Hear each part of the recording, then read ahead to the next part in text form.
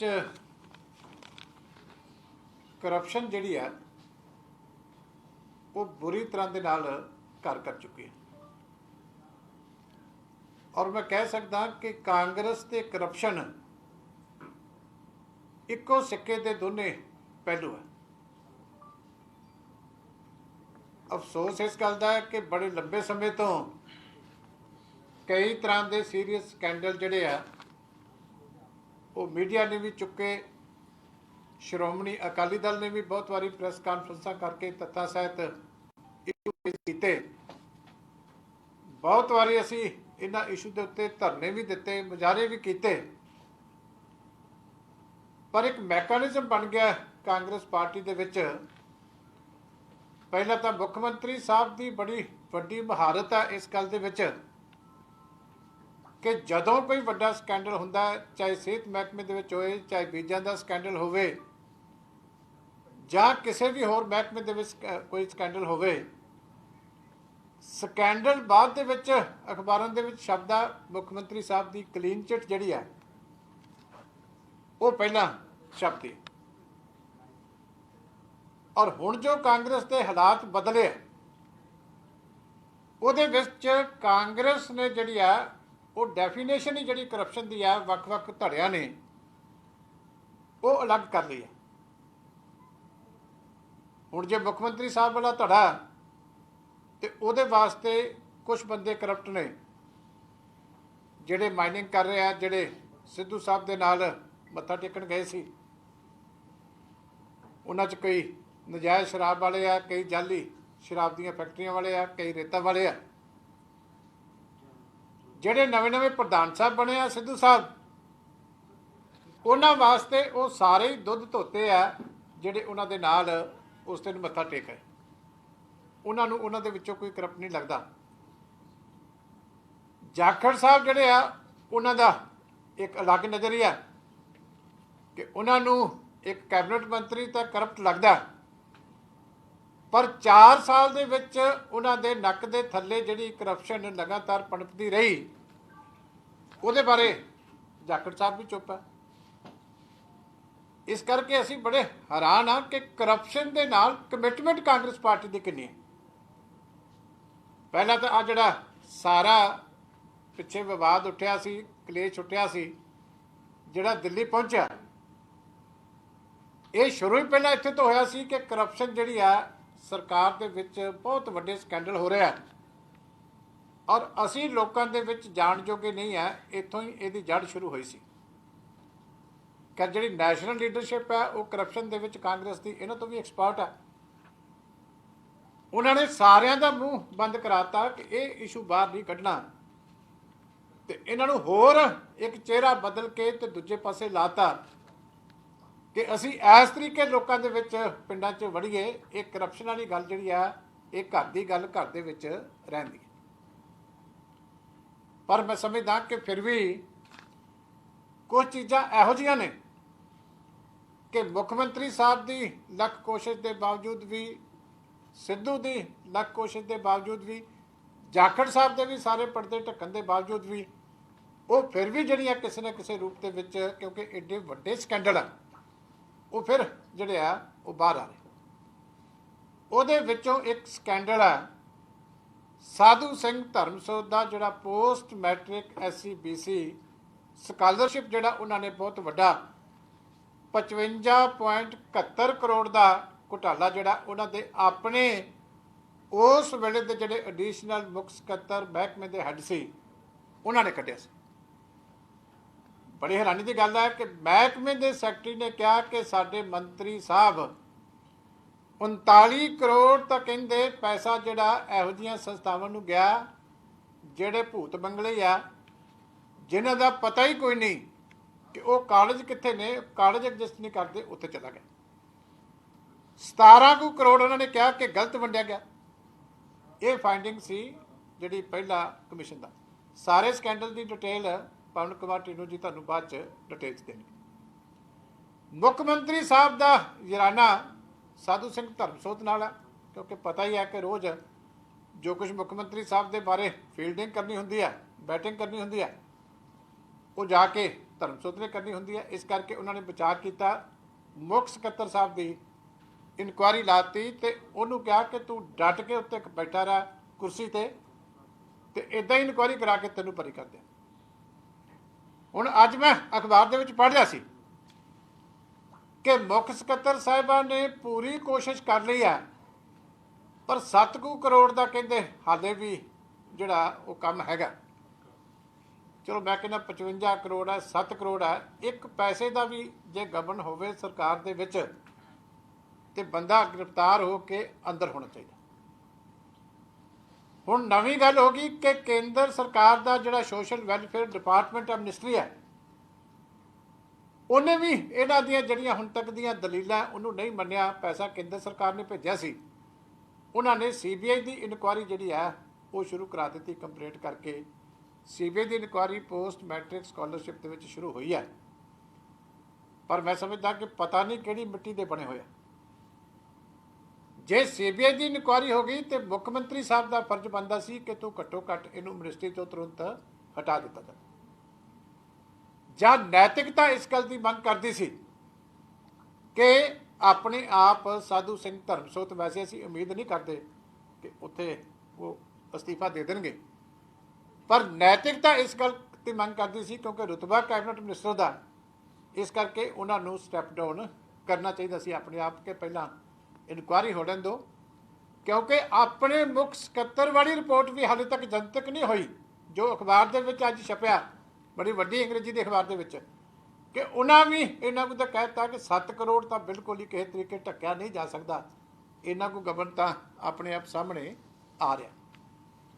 ਇਸ ਲਈ ਮੈਂ ਮੁੱਖ ਮੰਤਰੀ ਸਾਹਿਬ ਨੂੰ ਬੇਨਤੀ ਕਰਦਾ ਕਿ ਘੱਟੋ ਘੱਟ ਗਰੀਬ ਲੋਕਾਂ ਦਾ ਪੈਸਾ ਖਾਣ ਵਾਲੇ, ਦਲਿਤ ਵਰਗ ਦਾ ਪੈਸਾ ਖਾਣ ਵਾਲੇ, ਪਛੜੀਆਂ ਸ਼੍ਰੇਣੀਆਂ ਦੇ ਬੱਚਿਆਂ ਦਾ ਪੈਸਾ ਖਾਣ ਵਾਲੇ ਇਸ ਮੰਤਰੀ ਨੂੰ ਤੁਰੰਤ ਇੱਥੋਂ ਹਟਾਇਆ ਜਾਵੇ। ਉਹਦੀ ਡਿਟੇਲ ਬਾਅਦ 'ਚ ਤੁਹਾਨੂੰ ਸਾਰੀ ਜਿਹੜੀ ਹੈ ਪਵਨ ਕੁਮਾਰ ਜੀ ਦਿੰਦੇ। ਦੂਜੀ ਗੱਲ ਹੈ ਕਿ ਕਾਂਗਰਸ ਦੇ ਪ੍ਰਧਾਨ ਸਾਹਿਬ ਕੱਲ ਆਪਣੇ ਬਾਕੀ ਜਿਹੜੇ ਵਰਕਿੰਗ ਪ੍ਰਧਾਨ ਸਾਹਿਬ ਦੇ ਨਾਲ ਚਿੱਠੀ ਦੇ ਕੇ ਆਏ ਆ ਇੱਕ ਮੁੱਖ ਮੰਤਰੀ ਸਾਹਿਬ ਨੂੰ। ਮੈਂ ਬੜਾ ਹੈਰਾਨ ਹੁੰਦਾ ਕਿ ਕਾਂਗਰਸ ਦੀ ਹਾਈ ਕਮਾਂਡ ਨੇ ਬੜੇ ਦਿਨ ਵੱਡੀ ਚੌੜੀਆਂ ਸਾਰਿਆਂ ਦੀ ਗੱਲਬਾਤ ਸੁਣ ਕੇ ਤੇ 18 ਪ੍ਰੋਗਰਾਮਾਂ ਦਾ ਐਲਾਨ ਕੀਤਾ ਸੀ ਕਿ 18 ਪੁਆਇੰਟ ਘੱਟੋ ਘੱਟ ਛੇਤੀ ਲਾਗੂ ਕਰ ਦਿਓ। ਹੁਣ ਸਿੱਧੂ ਸਾਹਿਬ 18 ਤੋਂ 5 ਤੇ ਆ ਗਏ। ਪਹਿਲਾਂ ਤਾਂ ਮੈਂ ਪੁੱਛਦਾ ਵੀ 13 ਪੁਆਇੰਟ ਪ੍ਰਧਾਨ ਸਾਹਿਬ ਕਿੱਥੇ ਗਏ? ਹਾਲੇ ਤੇ ਪ੍ਰਧਾਨਗੀ ਦੀ ਤੁਸੀਂ ਸਹੁੰ ਹੀ ਚੱਕੀ ਆ, ਉੱਥੇ ਜਿਹੜੀ ਆ ਡਰਾਮਾ ਕੀਤਾ ਤੇ 13 ਪੁਆਇੰਟ ਤੁਸੀਂ ਆਉਂਦੇ ਹੀ ਜਿਹੜੇ ਹਾਈ ਕਮਾਂਡ ਦੇ ਲਿਸਟ ਚੋਂ ਕੱਢ ਦਿੱਤੇ। ਪਹਿਲਾਂ ਤਾਂ ਇਹ ਦੱਸੋ ਵੀ ਇਹ 13 ਕਿੱਦਾਂ ਘਟ ਗਏ?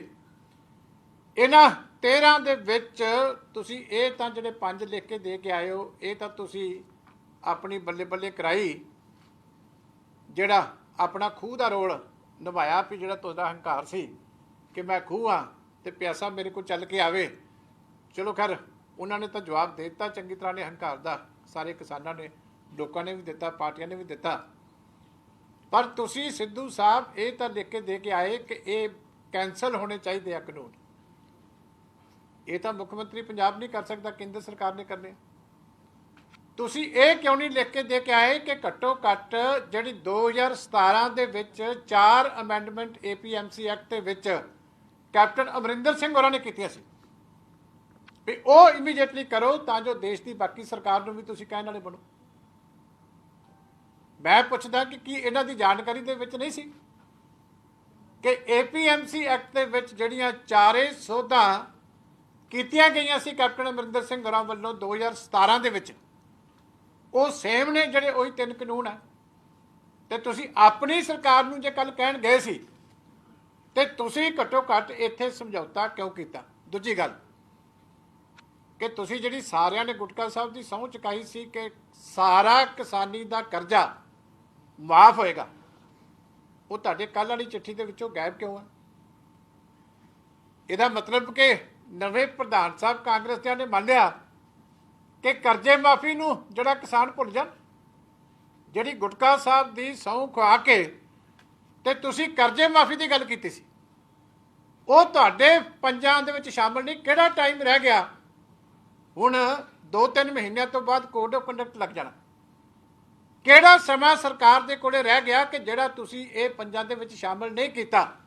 ਇਹਦਾ ਮਤਲਬ ਕਿ ਇਸ ਵਾਅਦੇ ਤੋਂ ਮੁਕਰਨ ਦੇ ਵਿੱਚ ਤੁਸੀਂ ਵੀ ਬਤੌਰ ਪ੍ਰਧਾਨ ਜਿਹੜੇ ਆ ਉਹ ਨਹੀਂ ਸ਼ਾਮਲ ਹੋ ਜਿੰਨਾ ਕੈਪਟਨ ਅਮਰਿੰਦਰ ਸਿੰਘ ਸ਼ਾਮਲ ਹੋਏ। ਤੀਜੀ ਗੱਲ ਕਿ ਮੈਂ ਚਿੱਠੀ ਧਿਆਨ ਨਾਲ ਪੜ੍ਹ ਰਿਹਾ ਸੀ ਕਿ ਨੌਜਵਾਨਾਂ ਨੂੰ ਵੀ ਘਰ ਘਰ ਨੌਕਰੀਆਂ ਦਾ ਵਾਅਦਾ ਕਾਂਗਰਸ ਸਰਕਾਰ ਨੇ ਉਦੋਂ ਗੁਟਕਾ ਸਾਹਿਬ ਦੀ ਸਹੁੰ ਫੜ ਕੇ ਕੀਤਾ ਸੀ, ਤੇ ਪ੍ਰਧਾਨ ਸਾਹਿਬ ਹੁਣ ਨੌਜਵਾਨਾਂ ਨੂੰ ਗੱਲਾਂ ਤਾਂ ਚੁਟਕਲੇ ਤਾਂ ਬੜੇ ਵਧੀਆ ਸੁਣਾਉਂਦੇ ਆ, ਤੇ ਇਕੱਲੇ ਚੁਟਕਲਿਆਂ ਦੇ ਨਾਲ ਨੌਜਵਾਨਾਂ ਦਾ ਢਿੱਡ ਕਿੱਥੋਂ ਭਰ ਜਾਏਗਾ? ਕੀ ਤੁਹਾਡਾ ਫਰਜ਼ ਨਹੀਂ ਸੀ ਬਣਦਾ ਕਿ ਸਰਕਾਰ ਨੂੰ ਜਾ ਕੇ ਕਹਿੰਦੇ ਕਿ ਇਮੀਡੀਏਟਲੀ ਜਿਹੜੀ ਖਾਲੀ ਜਿੰਨੀਆਂ ਪੋਸਟਾਂ ਪੰਜਾਬ ਦੇ ਵਿੱਚ ਉਹ ਜਿਹੜੀਆਂ ਉਹ ਭਰੀਆਂ ਜਾਣ? ਔਰ ਦੂਜੀ ਗੱਲ ਜਿਹੜੀ ਮੈਂ ਉਹਨਾਂ ਨੂੰ ਪੁੱਛਣੀ ਚਾਹੁੰਦਾ ਕਿ ਕੀ ਕਰਪਸ਼ਨ ਹੁਣ ਤੁਹਾਡੇ ਏਜੰਡੇ ਦੇ ਉੱਤੇ ਕੋਈ ਇਸ਼ੂ ਨਹੀਂ? ਤੁਹਾਡੇ ਤੇ ਵੀ ਤੁਸੀਂ ਤਾਂ ਬੜੀਆਂ ਇਮਾਨਦਾਰੀ ਦੀਆਂ, ਟਰਾਂਸਪੇਰੈਂਸੀ ਦੀਆਂ ਬੜੀਆਂ ਵੱਡੀਆਂ ਗੱਲਾਂ ਕੀਤੀਆਂ ਸੀਗੀਆਂ। ਅੱਜ ਤੁਸੀਂ ਉਹਨਾਂ ਨਜਾਇਜ਼ ਸ਼ਰਾਬ ਦੇ ਠੇਕੇਦਾਰ ਜਿਹੜੇ ਐਮਐਲਏ ਆ ਜਿਨ੍ਹਾਂ ਦੀਆਂ ਨਜਾਇਜ਼ ਸ਼ਰਾਬ ਦੀਆਂ ਫੈਕਟਰੀਆਂ ਫੜੀਆਂ ਗਈਆਂ, ਜਿਹੜੇ ਤੁਹਾਡੇ ਆਲੇ ਦੁਆਲੇ ਨਾਲ ਮੋਢੇ ਨਾਲ ਮੋਢਾ ਜੋੜ ਕੇ ਪਹਿਲੇ ਦਿਨ ਖੜੇ ਸੀ, ਤੁਸੀਂ ਉਹਨਾਂ ਦੀ ਗੱਲ ਕਿਉਂ ਨਹੀਂ ਕੀਤੀ ਕਿ ਤੁਸੀਂ ਵੀ ਨਾਲ ਕਰਪਸ਼ਨ ਦੇ ਉੱਤੇ ਉਹਨਾਂ ਸਮਝੌਤਾ ਕਰ ਲਿਆ?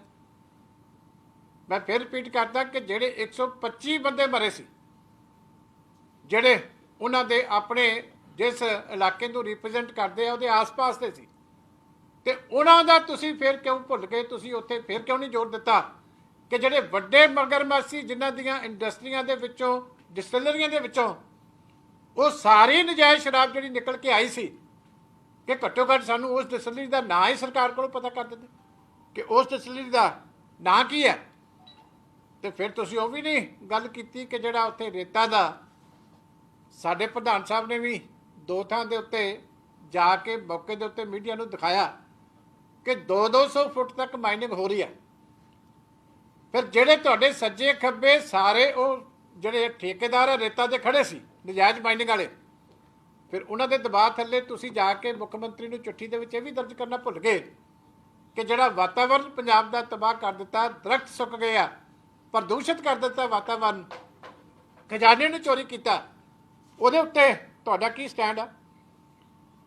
ਇਸ ਕਰਕੇ ਇੱਕ ਮੈਂ ਹੋਰ ਕੁਐਸਚਨ ਇਹਨਾਂ ਨੂੰ ਪੁੱਛਣਾ ਚਾਹੁੰਦਾ ਕਿ ਤੁਸੀਂ ਪੀਪੀਏ ਜਿਹੜੇ ਐਗਰੀਮੈਂਟ ਸੀ ਬਿਜਲੀ ਸਮਝੌਤੇ ਦੇ, ਉਹ ਤਾਂ ਲਿਖ ਕੇ ਦੇ ਦਿੱਤੇ ਲੋਕਾਂ ਦਾ ਘਰ ਪੂਰਾ ਕਰਨ ਵਾਸਤੇ, ਵੀ ਮੈਂ ਲਿਖ ਕੇ ਦਿਆਂ ਕਿ ਇਹਨਾਂ ਨੂੰ ਜਿਹੜਾ ਕੈਂਸਲ ਕਰ ਦਿਓ।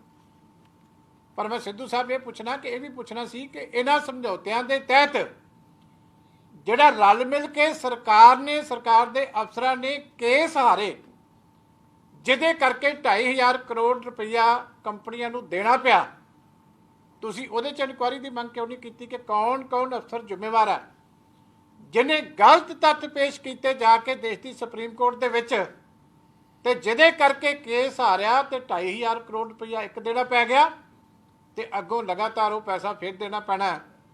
ਤੁਸੀਂ ਕੱਲ ਉਸ ਕਰਪਸ਼ਨ ਦੀ ਗੱਲ ਜਿਹੜੀ ਹੈ ਪ੍ਰਾਈਵੇਟ ਕੰਪਨੀਆਂ ਦੇ ਨਾਲ, ਉਹਦੀ ਕਿਉਂ ਨਹੀਂ ਜੁੜੀ?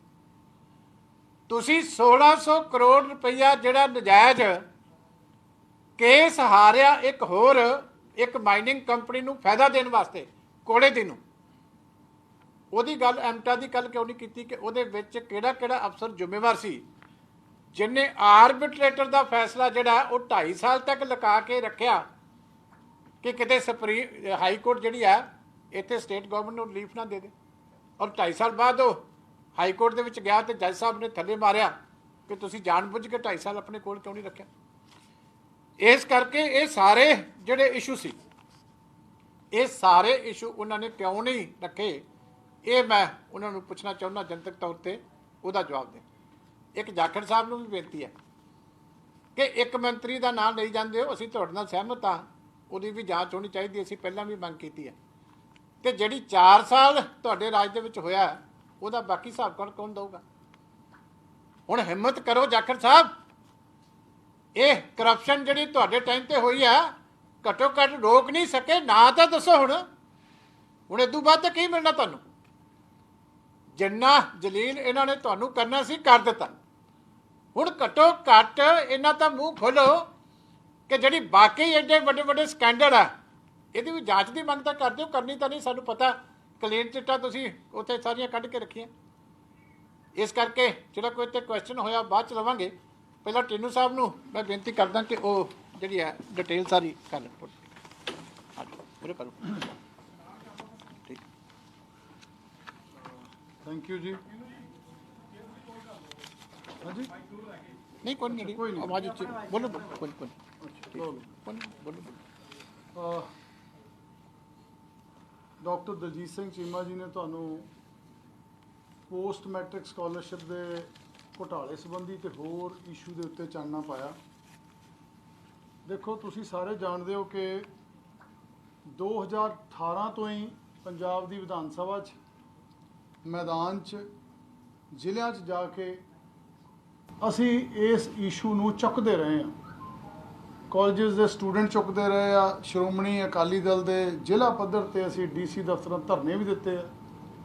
ਚਾਹੇ ਉਦੋਂ ਕਰੋਨਾ ਬਹੁਤ ਤੇਜ਼ੀ ਨਾਲ ਫੈਲਿਆ ਹੋਇਆ ਸੀ, ਪਰ ਫਿਰ ਵੀ ਅਸੀਂ ਡੀਸੀਜ਼ ਦੇ ਕੋਲ ਜਾ ਕੇ ਆਪਣੀ ਗੱਲ ਰੱਖਦੇ ਰਹੇ।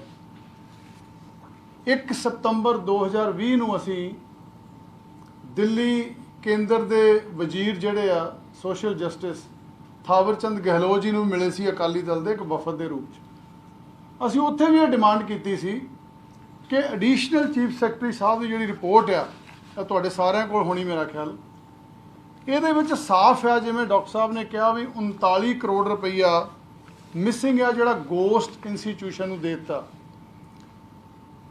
17 ਕਰੋੜ ਰੁਪਈਆ ਐਸੇ ਇੰਸਟੀਚਿਊਸ਼ਨ ਨੂੰ ਦੇ ਦਿੱਤਾ ਪਿਕ ਐਂਡ ਚੂਜ਼ ਕਰਕੇ, ਜਿਨ੍ਹਾਂ ਦੇ ਵੱਲ 8 ਕਰੋੜ ਰੁਪਈਆ ਸਰਕਾਰ ਦਾ ਹਲੇ ਲੈਣਦਾਰੀ ਸੀਗੀ। ਪਿਕ ਐਂਡ ਚੂਜ਼ ਕਰਕੇ ਰਿਕਾਰਡ ਦੇ ਅੰਦਰ ਟੈਂਪਰਿੰਗ ਕਰਦੇ। ਇਹ ਰਿਪੋਰਟ ਕਹਿ ਰਹੀ ਹੈ ਰਿਕਾਰਡ ਨੂੰ ਪਾੜਿਆ ਗਿਆ, ਟੈਂਪਰ ਕੀਤਾ ਗਿਆ, ਪਿਕ ਐਂਡ ਚੂਜ਼ ਕੀਤਾ ਗਿਆ, ਫਾਈਲਾਂ ਜਿਹੜੀਆਂ ਬਾਈ ਹੈਂਡ ਮੂਵ ਹੋਈਆਂ ਔਰ ਬੜੇ ਪਸੰਦੀਦਾ ਆਪਣੇ ਅਫਸਰਾਂ ਨੂੰ ਲਾ ਕੇ ਇਹ ਪੇਮੈਂਟ ਜਿਹੜੀ ਸੀ, ਡਿਸਬਰਸਮੈਂਟ ਜਿਹੜੀ ਸੀ, ਉਹਨੂੰ ਅੰਜਾਮ ਦਿੱਤਾ ਗਿਆ। ਔਰ ਪਹਿਲੀ ਵਾਰ ਡਾਇਰੈਕਟੋਰੇਟ ਕੋਲੋਂ ਸਾਰਾ ਕੰਮ ਲੈ ਕੇ ਮੰਤਰੀ ਜੀ ਨੇ ਆਪਣੇ ਅੰਗੂਠੇ ਥੱਲੇ ਕਰ ਲਿਆ। ਕਦੀ ਨਹੀਂ ਹੋਇਆ ਬਈ ਡਾਇਰੈਕਟੋਰੇਟ ਕੋਲੋਂ ਇਹ ਪਾਵਰਾਂ ਲਈਆਂ ਜਾਂਦੀਆਂ ਹੋਣ, ਲੇਕਿਨ ਪਹਿਲੀ ਵਾਰ ਮੰਤਰੀ ਸਾਧੂ ਸਿੰਘ ਧਰਮਸੋਤ ਨੇ ਸਾਰੀਆਂ ਤਾਕਤਾਂ ਆਪਣੇ ਕੋਲ ਇੱਕ ਆਪਣੇ ਪਸੰਦੀਦਾ ਅਫਸਰ ਨੂੰ ਲਾ ਕੇ ਆਪਣੇ ਕੋਲ ਲੈ ਲਈ। ਚੀਫ ਸੈਕਟਰੀ ਨੇ ਇੱਕ ਅਧਿਕਾਰੀ ਨੂੰ ਇਸ ਇਸ਼ੂ ਦੇ ਉੱਤੇ ਸਸਪੈਂਡ ਵੀ ਕੀਤਾ ਸੀ ਤੇ 2 ਦਿਨ 'ਚ ਹੀ ਮੰਤਰੀ ਜੀ ਨੇ ਉਹਨੂੰ ਬਹਾਲ ਕਰ ਦਿੱਤਾ ਸੀ, ਕਿਉਂਕਿ ਸਾਂਠ ਗਾਂਠ ਸੀ। ਸੋ ਇਹਦੇ ਵਿੱਚ ਟੋਟਲ 64 ਕਰੋੜ ਦਾ ਤਾਂ ਇੱਕ ਘਪਲਾ ਚੀਫ ਸੈਕਟਰੀ ਸਾਹਿਬ ਲਿਖਦੇ ਆ, ਜਿਹੜੇ ਐਡੀਸ਼ਨਲ ਚੀਫ ਸੈਕਟਰੀ ਆ ਕਿਰਪਾ ਸ਼ੰਕਰ ਸਰੋਜ ਜੀ, ਜਿਨ੍ਹਾਂ ਦੀ ਇਹ ਰਿਪੋਰਟ ਆ। ਸਾਡੀ ਡਿਮਾਂਡ 1 ਸਤੰਬਰ 2020 ਨੂੰ ਸੀ ਕੇਂਦਰ ਸਰਕਾਰ ਕੋਲੋਂ। ਅਸੀਂ ਕਿਹਾ ਸੀ ਇਹਦੇ ਵਿੱਚ ਪੈਸੇ ਦਾ ਲੈਣ ਦੇਣ ਹੋਇਆ, ਕੇਂਦਰ ਦੀ ਸਕੀਮ ਆ, ਇਹ ਕੇਂਦਰ ਦੇ ਫੰਡ ਆ ਤੇ ਸੀਬੀਆਈ ਇਹ 'ਚ ਜਾਂਚ ਕਰ ਸਕਦੀ ਹੈ। ਲੇਕਿਨ ਹੁਣ ਜਾਂਚ ਦੇ ਹੁਕਮ ਹੋਏ ਆ। ਦੇਖੋ, ਪਹਿਲਾਂ ਵੀ ਜਿਹੜੀ 3 ਮੈਂਬਰੀ ਕਮੇਟੀ ਚੀਫ ਮਿਨਿਸਟਰ ਸਾਹਿਬ ਨੇ ਬਣਾਈ ਸੀ ਚੀਫ ਸੈਕਟਰੀ ਸਾਹਿਬ ਦੀ ਅਗਵਾਈ 'ਚ, ਉਹਨੇ ਵੀ ਗੋਂਗਲੂਆਂ ਤੋਂ ਮਿੱਟੀ ਝਾੜੀ। 7 ਕਰੋੜ ਕਾਹਦਾ? ਉਹ 7 ਕਰੋੜ ਕਿੱਦਾਂ ਬਣਿਆ, ਉਹਦਾ ਹਿਸਾਬ ਕਿਤਾਬ ਕੀ ਲਾਇਆ, ਉਹ ਵੀ ਤੁਹਾਡੇ ਸਾਹਮਣੇ ਪੇਸ਼ ਤਾਂ ਨਹੀਂ ਕੀਤੀ, ਉਹਨੂੰ ਪਬਲਿਕ ਤਾਂ ਨਹੀਂ ਕੀਤਾ ਗਿਆ ਰਿਪੋਰਟ ਨੂੰ, ਉੱਦਾਂ ਹੀ ਬਸ ਛੱਡ ਦਿੱਤਾ ਕਿ 7 ਕਰੋੜ ਰਹਿ ਗਿਆ। ਗੱਲ ਇਹ 64 ਕਰੋੜ ਹੀ ਨਹੀਂ, ਹੋਰ ਵੀ ਸੈਂਕੜੇ ਕਰੋੜ ਰੁਪਈਆ ਪੋਸਟ ਮੈਟ੍ਰਿਕ ਸਕਾਲਰਸ਼ਿਪ ਦਾ ਇਹਦਾ ਗਬਨ ਹੋਇਆ, ਇਹਦਾ ਘਪਲਾ ਹੋਇਆ। ਸਾਧੂ ਸਿੰਘ ਧਰਮਸੋਤ ਜ਼ਿੰਮੇਵਾਰ ਆ ਔਰ ਸਾਧੂ ਸਿੰਘ ਧਰਮਸੋਤ ਨੂੰ ਆਸ਼ੀਰਵਾਦ ਚੀਫ ਮਿਨਿਸਟਰ ਸਾਹਿਬ ਦਾ ਹੈ, ਸਾਰੇ ਜਾਣਦੇ ਆ। ਨਹੀਂ ਤਾਂ ਛੋਟੇ ਮੋਟੇ ਵੀ ਕੋਈ ਗੱਲ ਹੋ ਜਾਵੇ ਤਾਂ ਉਹਦੇ ਵਿੱਚ ਵੀ ਕੋਈ ਜਾਂਚ, ਕੋਈ ਅਸਤੀਫਾ ਹੋ ਜਾਂਦਾ, ਬਾਅਦ ਵਿੱਚ ਵੀ ਲਿਆ ਜਾ ਸਕਦਾ। ਲੇਕਿਨ 2 ਲੱਖ ਤੋਂ ਜ਼ਿਆਦਾ ਸ਼ਡਿਊਲਡ ਕਾਸਟ ਬੱਚਿਆਂ ਦਾ ਭਵਿੱਖ ਕਤਲ ਹੋ ਗਿਆ, ਉਹਨਾਂ ਨੂੰ ਕਾਲਜਸ ਵਿੱਚੋਂ ਬਾਹਰ ਕੱਢ ਦਿੱਤਾ ਗਿਆ, ਉਹਨਾਂ ਨੂੰ ਰੋਲ ਨੰਬਰ ਨਹੀਂ ਮਿਲੇ, ਉਹਨਾਂ ਨੂੰ ਡਿਗਰੀਆਂ ਨਹੀਂ ਮਿਲੀਆਂ, ਉਹ ਤਰਲੇ ਮਾਰਦੇ ਰਹੇ। ਪੜ੍ਹਾਈ ਦੇ ਟਾਈਮ ਤੇ ਉਹ ਧਰਨਿਆਂ ਤੇ ਰਹੇ ਵਿਚਾਰੇ। ਬਹੁਤ ਸਾਰੇ ਬੱਚੇ ਪੜ੍ਹਾਈਆਂ ਛੱਡ ਕੇ ਵਿਚਾਰੇ, ਕੋਈ ਆਟੋ ਚਲਾ ਰਿਹਾ, ਕੋਈ ਲੇਬਰ ਕਰ ਰਿਹਾ। ਇਹ ਸਾਰੀ ਜ਼ਿੰਮੇਵਾਰੀ ਸਟੇਟ ਗਵਰਨਮੈਂਟ ਦੀ ਹੈ, ਮੁੱਖ ਮੰਤਰੀ ਜੀ ਦੀ ਹੈ। ਪਹਿਲਾਂ ਵੀ ਇਹਦੇ ਉੱਤੇ ਕੁਝ ਨਹੀਂ ਹੋਇਆ। ਰਿਕਾਰਡ ਜਿਹੜਾ ਟੈਂਪਰ ਹੋਇਆ। ਤੇ ਹੁਣ ਵੀ ਇਹ ਸਾਡੀ ਮੰਗ ਆ ਸ਼੍ਰੋਮਣੀ ਅਕਾਲੀ ਦਲ ਵੱਲੋਂ ਕਿ ਜਿੰਨੀ ਦੇਰ ਸਾਧੂ ਸਿੰਘ ਧਰਮਸੋਤ ਨੂੰ ਬਰਖਾਸਤ ਨਹੀਂ ਕੀਤਾ ਜਾਂਦਾ, ਉਹਨੂੰ ਹਟਾਇਆ ਨਹੀਂ ਜਾਂਦਾ, ਤੇ ਫ੍ਰੀ ਐਂਡ ਫੇਅਰ ਇਨਕੁਆਇਰੀ ਜਾਂਚ ਨਹੀਂ ਹੋ ਸਕਦੀ। ਕਿਉਂਕਿ ਰਿਕਾਰਡ ਤਾਂ ਸਾਰਾ CBI ਨੇ ਵੈਲਫੇਅਰ ਡਿਪਾਰਟਮੈਂਟ ਕੋਲੋਂ ਲੈਣਾ, ਸਟੇਟ ਗਵਰਨਮੈਂਟ ਕੋਲੋਂ ਲੈਣਾ, ਤੇ ਅਧਿਕਾਰੀ ਇਹਨਾਂ ਦੇ ਆ, ਮੰਤਰੀ ਜੀ ਉੱਤੇ ਬੈਠੇ ਆ, ਤੇ ਕਿਵੇਂ ਕੋਈ ਜਾਂਚ ਹੋ ਸਕਦੀ। ਸੋ ਸਾਡੀ ਇਹ ਡਿਮਾਂਡ ਹੈ ਅੱਜ ਕਿ ਉਹਨਾਂ ਨੂੰ ਬਰਖਾਸਤ ਕੀਤਾ ਜਾਵੇ। ਔਰ ਗੱਲ ਸਾਰੀ ਸਾਫ਼ ਆ, ਐਡੀਸ਼ਨਲ ਚੀਫ ਸੈਕਟਰੀ ਸਾਹਿਬ ਦੀ ਰਿਪੋਰਟ ਦੇ ਮੁਤਾਬਕ ਉਹਨਾਂ ਤੇ ਪਰਚਾ ਵੀ ਦਰਜ ਹੋਵੇ, ਜੋ ਸਾਡੀ ਸ਼ੁਰੂ 'ਚ ਹੀ ਮੰਗ ਰਹੀ ਹੈ, ਤੇ ਗ੍ਰਿਫਤਾਰ ਕੀਤਾ ਜਾਵੇ ਉਹਨਾਂ ਨੂੰ, ਤਾਂ ਕਿ ਜਿਹੜੇ ਬੱਚੇ ਵਿਚਾਰੇ ਖੱਜਲ ਹੋਏ ਆ, ਜਿਨ੍ਹਾਂ ਦਾ ਭਵਿੱਖ ਖਰਾਬ ਹੋ ਗਿਆ, ਉਹਨਾਂ ਦੇ ਪੇਰੈਂਟਸ ਨੂੰ ਮਾੜਾ ਮੋਟਾ ਤਾਂ ਕੋਈ ਤਸੱਲੀ ਆਵੇ। ਕਿਉਂਕਿ ਉਹਨਾਂ ਦੇ ਤਾਂ ਸੁਪਨੇ ਹੀ ਚਕਨਾਚੂਰ ਹੋ ਗਏ, ਉਹਨਾਂ ਦੇ ਬੱਚਿਆਂ ਦੀ ਪੜ੍ਹਾਈ ਦੇ, ਉਹਨਾਂ ਦੇ ਫਿਊਚਰ ਦੇ। ਸੋ ਇਹ ਸਾਡੀ ਮੁੱਖ ਤੌਰ 'ਤੇ ਮੰਗ ਹੈ ਅੱਜ ਕਿ ਸਾਧੂ ਸਿੰਘ ਧਰਮਸੋਤ ਨੂੰ ਬਰਖਾਸਤ ਕੀਤਾ ਜਾਵੇ, ਪਰਚਾ ਦਰਜ ਕਰਕੇ ਗ੍ਰਿਫਤਾਰ ਕੀਤਾ ਜਾਵੇ, ਤਾਂ CBI ਇਹਦੀ ਇਨਕੁਆਇਰੀ ਕਰ ਸਕਦੀ ਹੈ। ਕਿ ਵੀ ਹੋਰ ਵੀ ਹੈ, ਦੇਖੋ 1 ਸਤੰਬਰ ਤੋਂ ਬਾਅਦ ਅੱਜ ਹੁਣ 28 ਜੁਲਾਈ ਹੋ ਗਈ ਹੈ, ਲੰਬਾ ਸਮਾਂ ਲੱਗ ਗਿਆ ਡਿਸਾਈਡ ਕਰਦਿਆਂ ਨੂੰ ਕੇਂਦਰ ਸਰਕਾਰ ਨੂੰ CBI ਦੀ ਇਨਕੁਆਇਰੀ। ਇਹਨੂੰ ਵੀ ਬਹੁਤ ਜਲਦੀ ਤੁਰੰਤ ਇਹਨੂੰ ਟਾਈਮ ਬਾਉਂਡ ਕਰਕੇ ਇਹ ਇਨਕੁਆਇਰੀ ਨੂੰ ਕੀਤਾ ਜਾਵੇ, ਜਾਂਚ ਨੂੰ ਕੀਤਾ ਜਾਵੇ, ਤਾਂ ਕਿ ਲੋਕਾਂ ਦੇ, ਪੰਜਾਬ ਦੇ ਲੋਕਾਂ ਸਾਹਮਣੇ ਸਾਰਾ ਸਾਹਮਣੇ ਤਾਂ ਆਵੇ ਵੀ ਕਿੰਨਾ ਫੰਡ ਆ, ਕਿੰਨਾ ਪੈਸਾ ਖਾਧਾ। ਸੋ ਇਹ ਸਾਡੀ ਅੱਜ ਮੁੱਖ ਤੌਰ ਤੇ ਡਿਮਾਂਡ ਆ। ਬਾਕੀ ਡਾਕਟਰ ਚੀਮਾ ਸਾਹਿਬ ਨੇ ਸਾਰੀ ਗੱਲ ਤੁਹਾਡੇ ਸਾਹਮਣੇ ਰੱਖ ਦਿੱਤੀ। ਨਹੀਂ, ਉਹ ਤਾਂ ਗਵਰਨਮੈਂਟ ਆਫ ਇੰਡੀਆ ਦੀ ਜਿਹੜੀ ਸੋਸ਼ਲ ਵੈਲਫੇਅਰ ਮਿਨਿਸਟਰੀ ਆ, ਉਹਨੇ ਆਲਰੇਡੀ ਉਹਦੀ ਕੰਪਲੇਂਟ ਤੇ ਸ਼ੁਰੂ ਹੋਈ ਹੈ। ਜਿੰਨਾ ਅੱਜ ਰਿਪੋਰਟ ਹੋਇਆ ਉਹ ਸੋਸ਼ਲ ਵੈਲਫੇਅਰ ਮਿਨਿਸਟਰੀ ਦੀ, ਕਿਉਂਕਿ ਪੈਸਾ government of India the. Doctor ਸਾਹਿਬ, ਜਿਹੜੀ 3 ਮੈਂਬਰੀ ਕਮੇਟੀ ਬਣੀ ਸੀ ਜਿਨ੍ਹਾਂ ਨੇ ਕਲੀਨ ਚਿੱਟ ਦਿੱਤੀ ਸੀ ਸਾਧੂ ਸਿੰਘ ਧਰਮਸੋਤ ਨੂੰ, ਜਿਹੜੀ ਸਰਕਾਰ ਵੱਲੋਂ ਬਣਾਈ, ਕਿ ਉਹਦੇ ਖਿਲਾਫ ਵੀ ਤੁਸੀਂ ਕਾਰਵਾਈ ਦੀ ਮੰਗ ਕਰਦੇ ਹੋ ਕਿ ਉਹ ਕਲੀਨ ਚਿੱਟ ਕਿਵੇਂ ਦੇ ਦਿੱਤੀ ਗਈ? ਦੇਖੋ, ਪਹਿਲਾਂ ਤਾਂ CBI ਦੀ ਇਨਕੁਆਇਰੀ ਦੇ ਵਿੱਚ ਜੇ ਫੈਕਟਸ ਅਲੱਗ ਨਜ਼ਰ ਆਉਂਦੇ ਆ, ਤੇ ਡੈਫੀਨੇਟਲੀ ਫਿਰ ਜਿੰਨਾ ਅਫਸਰਾਂ ਨੇ ਕਵਰ ਅਪ ਕਰਨ ਦੀ ਕੋਸ਼ਿਸ਼ ਕੀਤੀ ਆ, ਉਹਨਾਂ ਦੇ they are liable for punishment. ਕਿਉਂਕਿ ਇਹ ਹੁਣ ਫਾਈਨਲ ਇੰਡੀਪੈਂਡੈਂਟ ਇਨਕੁਆਇਰੀ ਤਾਂ CBI ਦੀ ਹੋਏਗੀ, ਕਿਉਂਕਿ ਪਹਿਲਾ ਅਫਸਰ ਐਡੀਸ਼ਨਲ ਚੀਫ ਸੈਕਟਰੀ ਸੀ, ਦੂਸਰਾ ਉਸ ਤੋਂ ਸੀਨੀਅਰ ਚੀਫ ਸੈਕਟਰੀ ਸੀ। ਪਰ ਕਿਉਂਕਿ ਸਾਧੂ ਸਿੰਘ ਧਰਮਸੋਤ ਉੱਥੇ ਪ੍ਰੈਜ਼ੈਂਟ ਸੀ, ਉਹਨੇ ਅਸਤੀਫਾ ਨਹੀਂ ਦਿੱਤਾ, ਇਸ ਕਰਕੇ ਫ੍ਰੀ ਐਂਡ ਫੇਅਰ ਤਾਂ ਹੋ ਨਹੀਂ ਸਕਦੀ। ਚੀਫ ਮਿਨਿਸਟਰ ਦੀ ਪੈਟਰੋਨੇਜ ਹੈ, ਉਹਨਾਂ ਨੇ ਪਹਿਲਾਂ ਕਲੀਨ ਚਿੱਟ ਦੇ ਦਿੱਤੀ, ਤਾਂ ਚੀਫ ਸੈਕਟਰੀ ਵੀ ਕੀ ਕਰ ਸਕਦਾ। ਪਰ ਜੇ CBI ਦੀ ਇਨਕੁਆਇਰੀ ਦੇ ਵਿੱਚ ਅਲੱਗ ਫਾਈਂਡਿੰਗ ਹੁੰਦੀਆਂ ਤਾਂ then naturally they are accountable.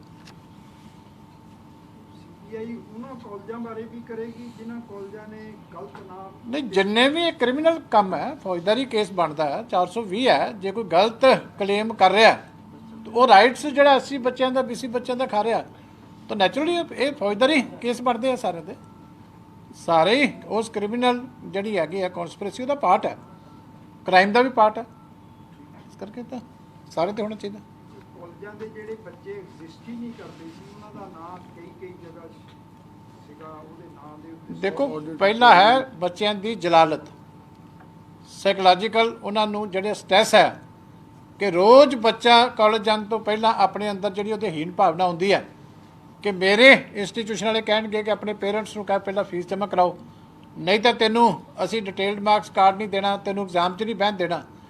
ਇੱਕ ਬਹੁਤ ਅਲੱਗ ਤਰ੍ਹਾਂ ਦੀ ਇੱਕ ਸਟ੍ਰੈਸ ਹੁੰਦੀ ਹੈ ਬੱਚੇ ਦੇ ਉੱਤੇ, ਜਿਹੜਾ ਤੁਸੀਂ ਉਹਨੂੰ ਹਿਊਮਿਲੇਟ ਕਰਦੇ ਹੋ।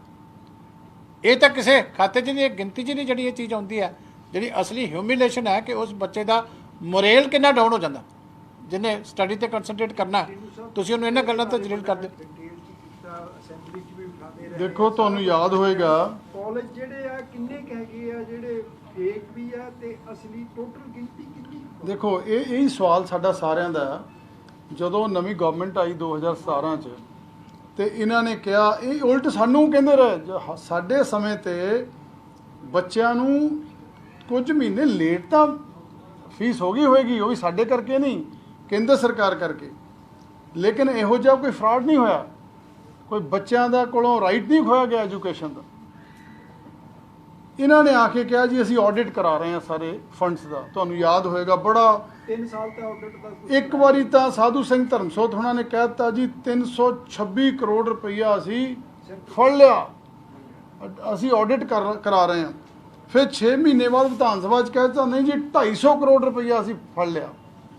ਕਰਦੇ ਕਰਦੇ ਹੁਣ ਇਹਨਾਂ ਨੂੰ ਪੁੱਛੋ ਵੀ ਜਿਹੜੀ ਆਡਿਟ ਸੀ ਤੁਹਾਡੀ ਪੰਜਾਬ ਗਵਰਨਮੈਂਟ ਦੀ, ਉਹਦਾ ਆਡਿਟ ਦਾ ਕੀ ਬਣਿਆ? ਜਿਹਦੇ ਵਿੱਚ ਤੁਸੀਂ ਦੋਸ਼ੀ ਬਣਾ ਰਹੇ ਸੀ, ਉਹ ਆਡਿਟ ਦਾ ਵੀ ਕੁਝ ਨਹੀਂ ਬਣਿਆ। ਉਹਦੇ ਵਿੱਚ ਵੀ ਇਹ ਮੈਂ ਤਾਂ ਸਮਝਦਾ ਉਹਨੂੰ ਵੀ ਇੱਕ ਪਾਰਟ ਬਣਾ ਲੈਣਾ ਚਾਹੀਦਾ ਜਾਂਚ ਦਾ। ਉਹਦੇ ਵਿੱਚ ਵੀ ਕਾਲਜਸ ਦੇ ਕੋਲੋਂ ਪੈਸੇ ਲੈ ਲੈ ਕੇ ਉਹ ਸਾਰੇ ਹੀ ਉਹਨਾਂ ਨੂੰ ਵੀ ਐਨਓਸੀਆਂ ਦੇ ਦਿੱਤੀਆਂ। ਇਹ ਸਾਰਾ ਕੁਝ ਇਸ ਮਹਿਕਮੇ ਦੇ ਵਿੱਚ ਇਹ ਜਿਹੜਾ ਗੰਦ ਪਿਆ ਆ, ਜਿਹੜਾ ਸਾਧੂ ਸਿੰਘ ਧਰਮਸੋਤ ਐਂਡ ਕੰਪਨੀ ਨੇ ਪਾਇਆ, ਇਹ ਮੁੱਖ ਮੰਤਰੀ ਜੀ ਦੇ ਆਸ਼ੀਰਵਾਦ ਨਾਲ, ਉਹਨਾਂ ਦੀ ਪੈਟਰੋਨੇਜ ਨਾਲ ਪਾਇਆ ਸਾਰਾ ਕੁਝ। ਉਹ ਡਿਪਟੀ ਡਾਇਰੈਕਟਰ ਸੀ, ਉਹ ਰਿਟਾਇਰ ਹੋ ਗਿਆ ਉੱਥੋਂ, ਇਹਦੀ ਸਾਰੇ ਦੇਖ ਰੇਖ ਚ ਹੋਇਆ। ਨਹੀਂ, ਇਹ ਮੈਨੂੰ ਪਤਾ ਨਹੀਂ, ਹਾਲੇ ਮੇਰੇ ਖਿਆਲ ਸਰਵਿਸ 'ਚ ਹੀ ਆ ਉਹ, ਲੇਕਿਨ ਇਹ ਦੋਸ਼ੀ ਤਾਂ ਮੰਤਰੀ ਜੀ ਹੈ ਨਾ।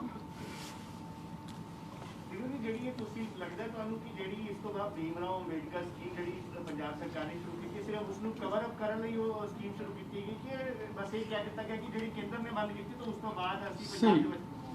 ਦੇਖੋ, ਸਿਰਫ ਜਦੋਂ ਪੋਸਟ ਮੈਟ੍ਰਿਕ ਸਕਾਲਰਸ਼ਿਪ ਦੇ ਘਪਲੇ ਦਾ ਰੌਲਾ ਪੈ ਗਿਆ ਪੂਰੇ ਪੰਜਾਬ 'ਚ, ਦੇਖੋ ਪੂਰਾ ਪੰਜਾਬ ਇਸ ਵੇਲੇ ਦੋਸ਼ੀ ਮੰਨਦਾ ਸਰਕਾਰ ਨੂੰ ਤੇ ਸਾਧੂ ਸਿੰਘ ਨੂੰ।